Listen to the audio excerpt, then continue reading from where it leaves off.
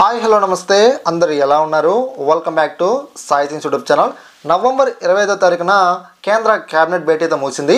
ఈ కేంద్ర క్యాబినెట్ భేటీలో యూనియన్ మినిస్టర్ అయినటువంటి అశ్విని వైష్ణవ్ గారు పాన్ కార్డ్ 2.0కి సంబంధించి ఒక బిల్లును మనకు ప్రవేశపెట్టడం జరిగింది. దీనికి నరేంద్ర మోడీ గారు ఆమోద ముద్ర కూడా మనకు వేయడం జరిగింది. ఇక్కడ మీరు చూసినట్లయితే ఇదేనండి పాన్ కార్డ్ 2.0కి సంబంధించిన లేటెస్ట్ పాన్ కార్డ్ ఇది. సో ఈరోజు ఈ వీడియోలో మనమైతే అసలు ఈ పాన్ కార్డ్ 2.0 అంటే ఏంటి, ఈ ప్రాజెక్టుకు కేంద్ర ప్రభుత్వం వారు ఎన్ని వేల కోట్ల రూపాయలు మనకు ఖర్చు చేయబోతున్నారు, దీనివల్ల మనకు ఏమైనా ఉపయోగం ఉందా లేదా, పాత పాన్ కార్డుల పరిస్థితి ఏంటి, పాన్ కార్డు 2.0 కార్డు తీసుకోవడానికి మనం ఎంత ఖర్చు చేయాలి అనే విషయాల గురించి వీడియోలో మనం డిస్కస్ చేద్దాం. ఎవరు కూడా వీడియో స్కిప్ చేయకండి, లాస్ట్ వరకు అయితే చూడండి. అంతేకాదు మీలో ఎవరైనా ఫస్ట్ టైం కనుక మనకి యూట్యూబ్ ఛానల్కి వచ్చినట్లయితే మీరైతే కంపల్సరీగా మనకి యూట్యూబ్ ఛానల్ని సబ్స్క్రైబ్ చేయాలి. ఇక మనం డిలే చేయకుండా టాపిక్లోకి వచ్చినట్లయితే మీలో ఎంతమందికి ఈ పాన్ కార్డ్ని ఎప్పుడు ఇంట్రడ్యూస్ చేశారో కామెంట్ సెక్షన్లో తెలియజేయండి.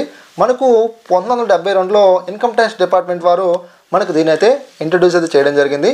కేవలం మనకు ఇంట్రడ్యూస్ చేయడమే కాదండి, ఒక యాక్ట్ని కూడా వీరైతే రూపొందించడం జరిగిందనమాట. మనకు 1961లోని సెక్షన్ 139A ప్రకారం మేము ఎవరైతే పర్సన్స్ ఉన్నారో, సో వ్యవస్థలు ఉన్నాయో, సంస్థలు ఉన్నాయో, వీటన్నిటికీ కూడా మేమైతే పాన్ కార్డ్స్ని ఇష్యూ చేస్తామని చెప్పేసి వీళ్ళు ఒక యాక్ట్ని కూడా రూపొందించుకోవడం జరిగింది. ఫ్రెండ్స్, మనకు ప్రస్తుతానికి దేశవ్యాప్తంగా 78 కోట్ల మందికి పైగా సో పాన్ కార్డ్స్ అయితే కలిగి ఉన్నారు. దీంట్లో మనకు దగ్గరగా 98% పీపుల్స్ అందరికీ కూడా ఇండివిజువల్ పాన్ కార్డ్స్ అయితే మనకు కలిగి ఉన్నారన్నమాట. సో మీకు ఇండివిజువల్ ఏంటని చెప్పేసి మీరైతే అనుకోవచ్చు. సో మనకు ఇండివిజువల్ అంటే సో నేను ఒక సింగిల్ పర్సన్ని, లేదా మీరు ఒక సింగిల్ పర్సన్, మీరు జాబ్ చేస్తున్నారు, వేరేదని చేయొచ్చు అనమాట. మీరందరూ కూడా అప్లై చేసే ప్రాసెసింగ్లో ఇండివిజువల్ మీరు పెట్టుకోవాల్సి ఉంటుంది అన్నమాట. మీరు సింగిల్ పర్సన్ కాబట్టి. ఒకవేళ మీరు ఒక డోక్రా గ్రూప్ అనుకోండి, వాళ్ళకి సో మనకంటే డోక్రా గ్రూప్కి సంబంధించి పాన్ కార్డు ఉంటుంది అన్నమాట. అంటే వాళ్ళు గ్రూప్ ఆఫ్ మెంబర్స్ కాబట్టి. తర్వాత ఏదైనా మీకు ఒక సంస్థ ఆర్గనైజేషన్ అనుకోండి, దానికి సంబంధించి సో ఒక పాన్ కార్డు ఉంటుంది అన్నమాట. తర్వాత మీరు ఏదైనా ఒక చర్చి కావచ్చు, ఒక టెంపుల్ కావచ్చు, సో ఇలాంటివి అనమాట. అలా గ్రూప్ ఆఫ్ పీపుల్స్ కింద వచ్చినప్పుడు ఏదైనా ఒక సంస్థలు కావచ్చు, ఏదైనా ఒక టెంపుల్స్ కావచ్చు, చర్చిలు కావచ్చు, మసీదులు కావచ్చు, వీటన్నిటి కూడా మనకు సో వేరే పాన్ కార్డ్స్ ఉంటాయి అనమాట. మనిషికి మాత్రమే ఇండివిజువల్ పాన్ కార్డు ఉంటుంది అన్నమాట. ఈ విషయం మీరు గుర్తుపెట్టుకోవాలి. అసలు మనకు ఈ పాన్ కార్డ్ 2.0కి సంబంధించి ప్రస్తావన అనేది ఎక్కడ వచ్చిందో నేను మీకైతే చెప్తాను. మనకు ఈ నెల అంటే నవంబర్ 25వ తారీఖున మనకు క్యాబినెట్ భేటీ అయితే ముగిసింది. ఈ క్యాబినెట్ భేటీలో యూనియన్ మినిస్టర్ అయినటువంటి అశ్విని వైష్ణవ్ గారు మన పాన్ కార్డ్ 2.0కి సంబంధించి 1435 కోట్ల రూపాయలకు నరేంద్ర మోడీ గారు ఆమోద ముద్ర వేశారని చెప్పేసి మనకు ఆయనైతే అనౌన్స్మెంట్ అయితే చేయడం జరిగిందన్నమాట. అప్పటి నుంచి చాలామంది కన్ఫ్యూజ్ పడుతూ ఉన్నారు, అసలు ఈ పాన్ కార్డ్ 2.0 అంటే ఏంటి అని చెప్పేసి.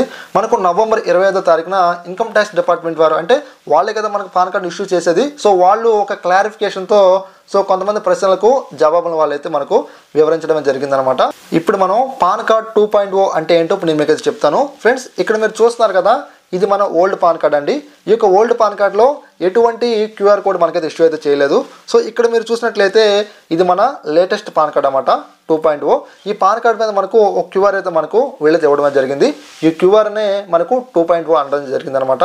ఈ క్యూఆర్ ద్వారా సో మన యొక్క పనులు అనేవి వేగవంతం అవుతాయి అని చెప్పేసి ఇన్కమ్ ట్యాక్స్ డిపార్ట్మెంట్ వారు మనకైతే చెప్తూ ఉన్నారు. మరి ఈ క్యూఆర్ కోడ్ రావాలంటే మీరు ఎన్ఎస్డిఎల్లో కావచ్చు, యూడిఏలో కావచ్చు, మీరు కరెక్షన్కి అయితే మీరు అప్లై చేసుకోవాల్సి ఉంటుంది. మీరు కొత్త పాన్ కార్డ్ అప్లై చేసుకోకూడదండి. సో పాన్ ఆధార్ లింక్ అయితే పర్లేదు, పాన్ ఆధార్ లింక్ అవ్వకపోతే మాత్రం మీరు కొత్త పాన్ కార్డ్ అప్లై చేస్తే మీకు ఓల్డ్ పాన్ కార్డ్ ఉంటుంది, మళ్ళీ మీకు కొత్త పాన్ కార్డ్ రావడం జరుగుతుంది అన్నమాట. మళ్ళీ ఆ పాన్ కార్డ్స్ని మీరు సరెండర్ చేయడానికి చాలా ఇబ్బందులు మీరైతే ఫేస్ చేయాల్సి ఉంటుంది. ఈ విషయం గుర్తుపెట్టుకోవాలి. మరి ఈ పాన్ కార్డ్ 2.0లో మెయిన్గా మనకు కొన్ని క్వశ్చన్స్ సంబంధించి మనకు సమాధానం చెప్పాయని చెప్పేసి నేను మీకు చెప్పాను. సో వాటిలో మీకు చెప్తాను అనమాట. సో మనకు అవి కీ పాయింట్స్ అనమాట. ఈ విషయం గుర్తుపెట్టుకోవాలి. మనకు నెంబర్ 1 వచ్చేసి కామన్ బిజినెస్ ఐడెంటిఫైర్ అండి. సో పెద్ద బిజినెస్ చేసే వాళ్ళు కావచ్చు, సో చిన్న బిజినెస్ చేసే వాళ్ళు కావచ్చు, వీళ్ళందరినీ కూడా ఫిల్టర్ చేసి వాళ్ళ యొక్క ఆర్థిక వ్యవస్థకు సంబంధించి సో ట్యాక్స్ ఫైలింగ్ కావచ్చు, వీటికి సంబంధించి వాళ్ళకి కాస్త ఎగ్జంప్షన్ అనేది ఇవ్వాలని చెప్పేసి మనకు సో ఈ యొక్క రూల్లో మనకు చెప్తూ ఉన్నారన్నమాట. తర్వాత అన్ఫిల్డ్ పోర్టల్ అండి. సో మనకు ఏదైనా ఈ యొక్క పాన్ కార్డ్ 2.0లో మనకి ఏదైనా ప్రాబ్లమ్స్ వచ్చినాయి అనుకోండి, సో మనం కన్సల్ట్ అవ్వడానికి మనకు ఒక గ్రీవెన్సీకి సంబంధించి ఒక అఫీషియల్ వెబ్సైట్ని కూడా మనకు వీళ్ళైతే లాంచ్ అయితే చేయబోతున్నారు. ఇక సైబర్ సెక్యూరిటీ నుంచి కూడా మనం సో ప్రొటెక్షన్ పొందడం కోసం మనకు ఈ పాన్ కార్డ్ 2.0 అనేది మనకు యూజ్ అవుతుందని చెప్పేసి మనకు వీళ్ళైతే చెప్తున్నారు. ఇక మనకు లాస్ట్ అండ్ ఫైనల్ వచ్చేసి పాన్ డేటా వాలెట్ సిస్టమ్ అండి. ఇది చాలా ఇంపార్టెంట్ అనమాట. ప్రతి ఒక్కరు కూడా జాగ్రత్తగా వినండి ఫ్రెండ్స్. ఎగ్జాంపుల్కి వచ్చేసి మీరు ఒక బ్యాంక్ దగ్గర వెళ్ళారనుకోండి, ఒక బ్యాంక్ అకౌంట్ తీసుకోవాలనుకున్నా, లేకపోతే మీ యొక్క ఆల్రెడీ బ్యాంక్లో అకౌంట్ ఉంది, మీరు పాన్ కార్డ్ సబ్మిట్ చేయమన్నారు.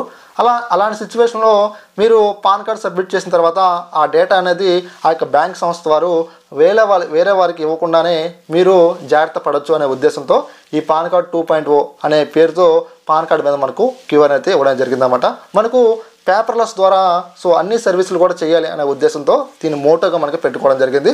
సో మీరు బ్యాంక్ దగ్గరికి వెళ్ళినప్పుడు మీ యొక్క పాన్ కార్డు మీరు ఇవ్వాల్సిన పని లేదు, జస్ట్ క్యూఆర్ని చూపిస్తే వాళ్ళు స్కాన్ చేసుకుంటారన్నమాట.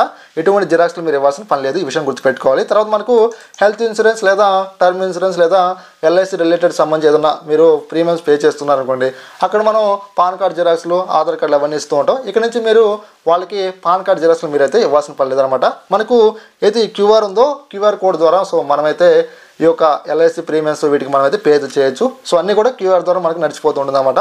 ఇక ఇన్కమ్ ట్యాక్స్ ఫైలింగ్ అండి. సో ఇక్కడ కూడా మీరు ఎటువంటి జిరాక్స్లు ఇవ్వాల్సిన పని లేదు, వీటిని మీరు అప్లోడ్ కూడా చేయాల్సిన పని లేదనమాట. చాలా సింపుల్గా ఉంటుంది. తర్వాత మ్యూచువల్ ఫండ్స్లో కావచ్చు, ట్రేడింగ్లో కావచ్చు, సో వీటన్నిటికి కూడా మనకు ఈ క్యూఆర్ కోడ్ మనకి యూజ్ అయితే అవుతుంది అనమాట. అంటే మనకి యాక్సెస్ అనేది వితౌట్ సో పేపర్స్ అనమాట, డైరెక్ట్గా మనకు పేపర్లెస్ ద్వారా మనకు వర్క్ అయితే జరుగుతుంది అనమాట. ఎక్కడ కూడా మీరు జిరాక్స్ ఇవ్వాల్సిన పని లేదు అనే ఉద్దేశంతో మనకు ఇలా చేయడం జరుగుతుంది. అంతేకాదండి మనకు ఇది చాలా ఫాస్ట్గా అయితే ఉంటుందన్నమాట. సో మీరు ఏదో స్లోగా ఉంటుందని చెప్పి మీరు అనుకోమాకండి, ఇది చాలా ఫాస్ట్ అండ్ సెక్యూర్ కూడా, ఈ విషయం మీరు గుర్తుపెట్టుకోవాలి. మరి వీటిని మనం అప్లై చేయాలని చెప్పాను, ఎన్ఎస్డిఏలో కావచ్చు యూటీలో కావచ్చు అప్లై చేసుకోవచ్చు అని చెప్పేసి.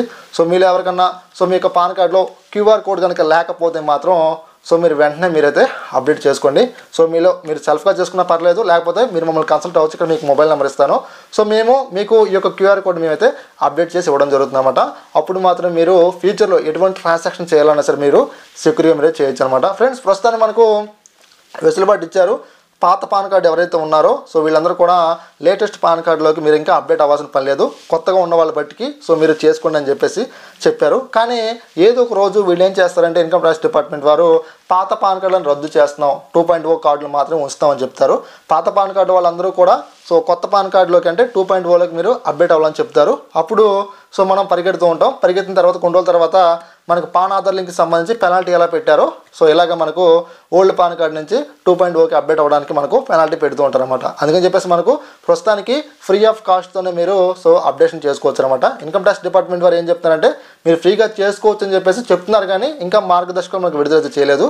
కానీ మనం కంపల్సరీగా ఎన్ఎస్డిఏలో కావచ్చు యూటీలో కావచ్చు మనం ఈ క్యూఆర్ కోడ్ రావాలంటే మాత్రం మనకు కంపల్సరీగా ఈ అమౌంట్ మనం పే చేయాల్సి అయితే ఉంటుంది. ఓకే ఫ్రెండ్స్, ఈ వీడియో మీకు నచ్చింది అనుకుంటున్నాను. ఇలాంటి ఎన్నో ఇన్ఫర్మేషన్ వీడియోస్ కోసం మీరైతే కంపల్సరీగా మన సాయి థింగ్స్ యూట్యూబ్ ఛానల్ని సబ్స్క్రైబ్ డైలీ ఫాలో అండి. Thanks for watching. మళ్ళీ కలుద్దాం, గుర్తుపెట్టుకోండి.